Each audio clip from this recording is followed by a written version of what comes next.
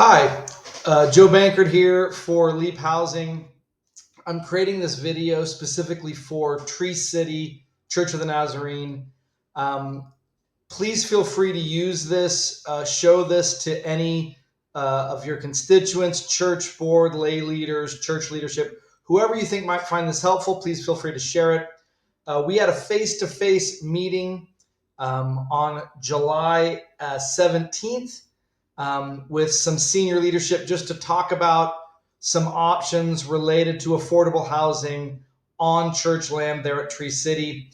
From that meeting, there were some questions related to like discernment.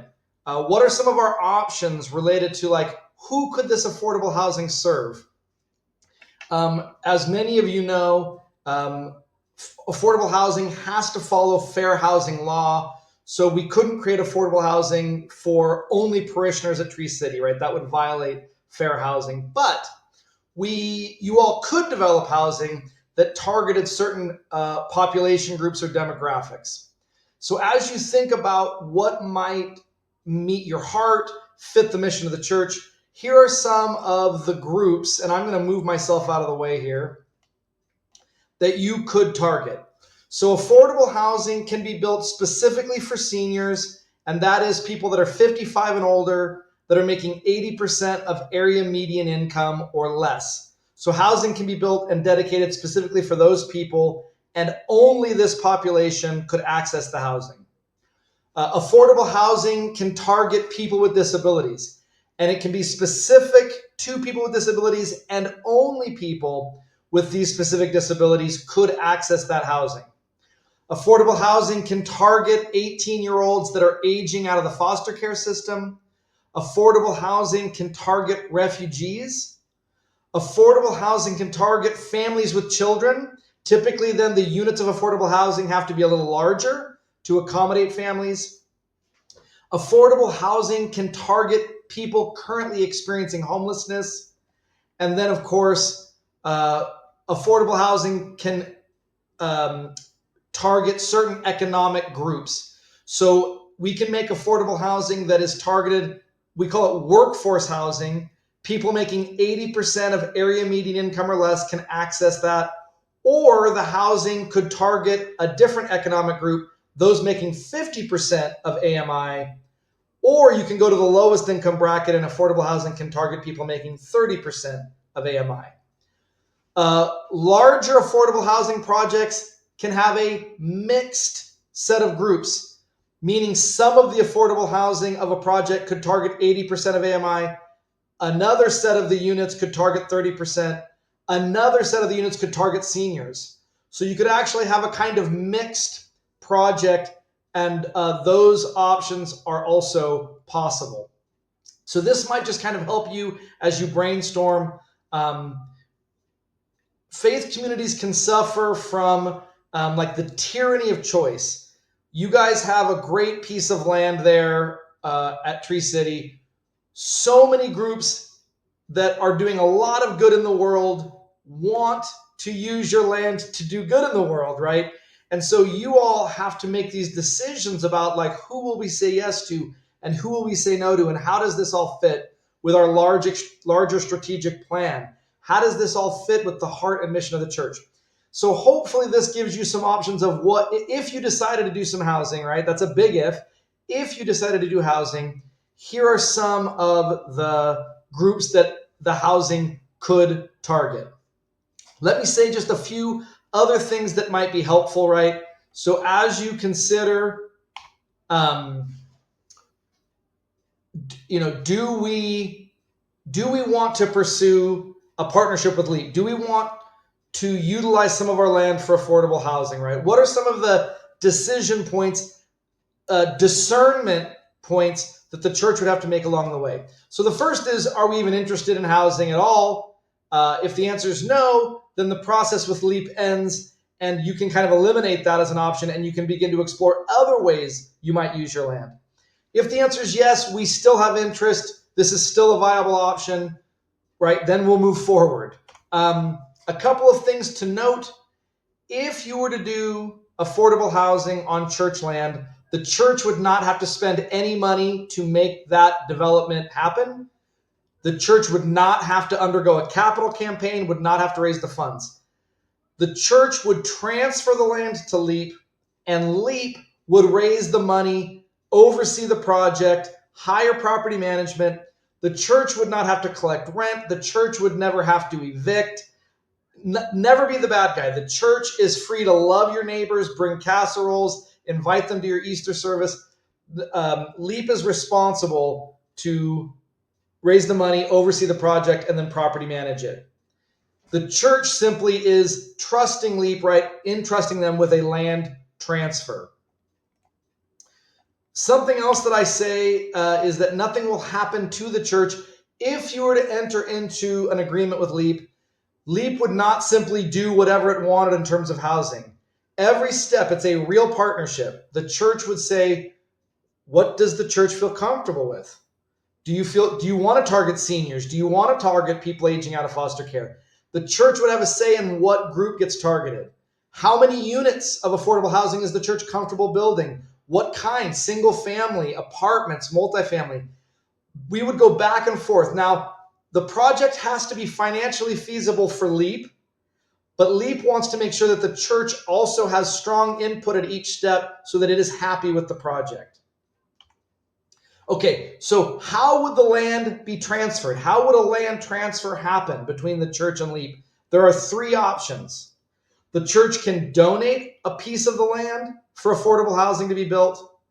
The church can sell the land to LEAP so that affordable housing can be built. Or the church can enter into a long-term ground lease. Typically, funding for affordable housing demands that it be a 50-year all the way up to a 100-year lease. And for the duration of that ground lease, the housing would have to be used as affordable housing, right? At the end of the lease, at the end of the 99 years, say, the land and the structures would go back to the church and the church would own it debt-free. So the church would be leasing the land long-term, but the future church is going to inherit that land back with the structures, an incredible asset there. So those are the three main options. So the church would have to kind of discern what fits us best. Do we want to give some land? Do we want to tithe some land to LEAP so that affordable housing can be built missionally? Does the church want to sell? If you sell, LEAP typically says, can you sell it to us below market rate?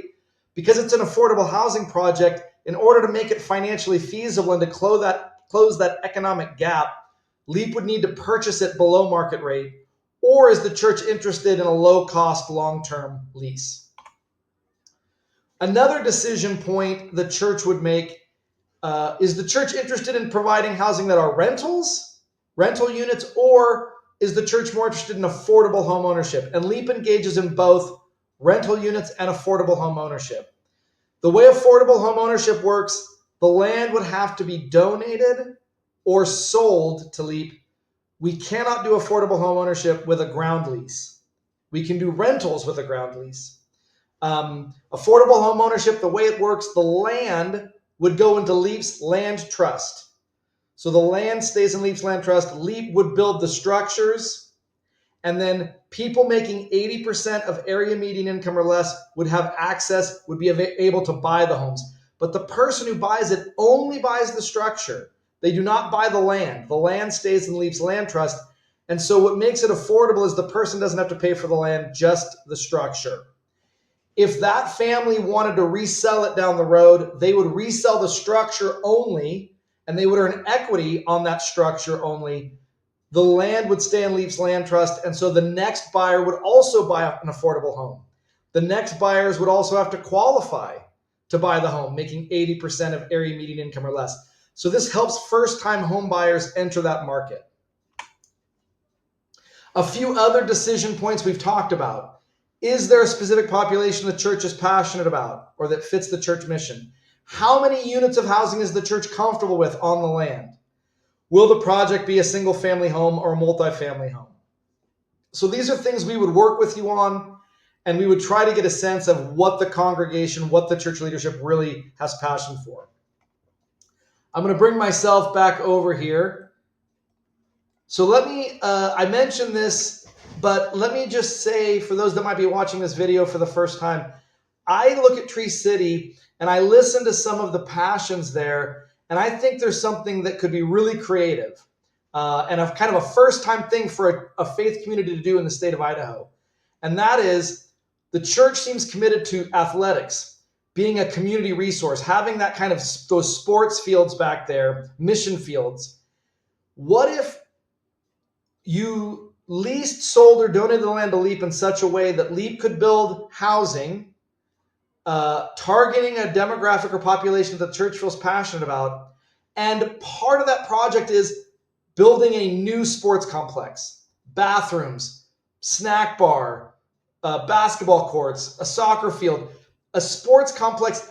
And if we could get enough housing, if we could get enough density back there, the housing would pay for the sports complex. Again, the church would not have to raise the money. The church would not have to oversee the development. LEAP would do that, right? Now, again, we'd have to have enough units. We'd have to have enough density of housing to help fund it. But I look at the land there at Tree City, I think a project like that would be possible. I could imagine, if we're thinking about like holistic living, right? Like Tree City kind of being this one-stop community center where you have a counseling center, you have a church, we could have housing, a sports complex. I could imagine maybe a healthcare clinic as part of the housing, like a Terry Riley operating. Like you could have senior housing and then a health clinic right there, so that if people needed physical health, right, we've got your resources. If you're looking for mental health, we've got your resources. I could see projects like this coming together beautifully. This is just to get you dreaming, just to get you thinking like it can be more than just housing. It can really engage the church's mission and future. I would love to talk with any of you that had questions. I'm going to put up my information so you can see it. Let me.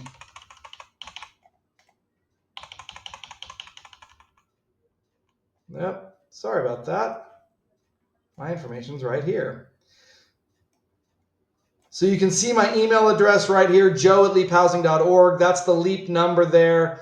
I'm great at responding to email. And so I would really love to connect, answer questions, give you my cell, and have this kind of ongoing discernment. These decisions do not happen overnight. And so I'm committed to trying to help in any way I can.